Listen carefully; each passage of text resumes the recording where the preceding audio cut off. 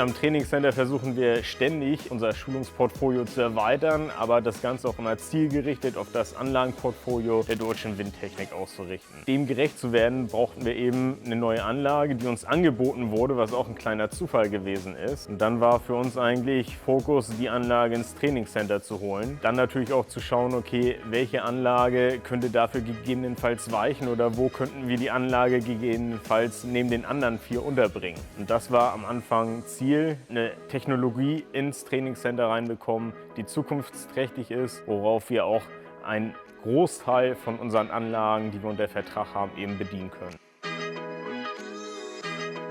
Die Ahlen-Bonus, eine Anlage, die vielfach im Feld draußen steht, die wir schon viele Jahre im Service haben. Eine sehr wichtige Technologie. Mittlerweile ein bisschen in die Jahre gekommen. Wir konnten sie immer noch nutzen, um auch Folgetechnologien auf dieser einen Anlage zu trainieren, für uns, für unsere Kunden. Mittlerweile haben wir Alternativen entwickelt, um weiterhin die Trainings zu gewährleisten für uns, für unsere Kunden.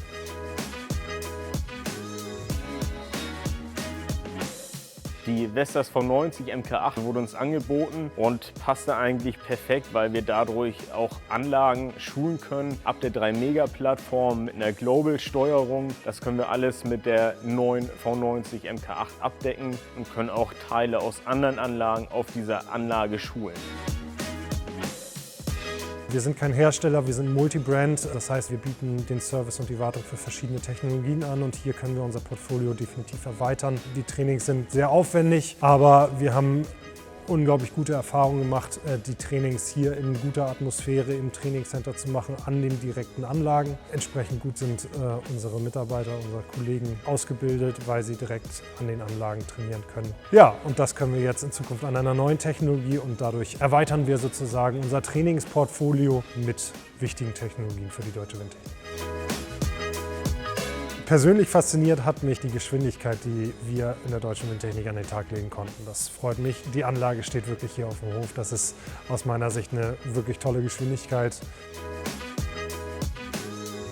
Wir könnten theoretisch die Anlage, wie alle anderen auch, in einen nahezu betriebsbereiten Zustand versetzen. Wir können die Anlage nicht betreiben, dafür fehlt natürlich die Generatorleistung, aber wir können die ganze Steuerung unter Spannung setzen, wir können Sensoren ansprechen, Informationen auslesen, die gesamte Steuerung nutzen und wir können natürlich auch Motoren ansteuern oder die Hydraulik. Das heißt, prinzipiell ist die Anlage soweit funktionsbereit, nur können wir sie nicht in den Betrieb versetzen.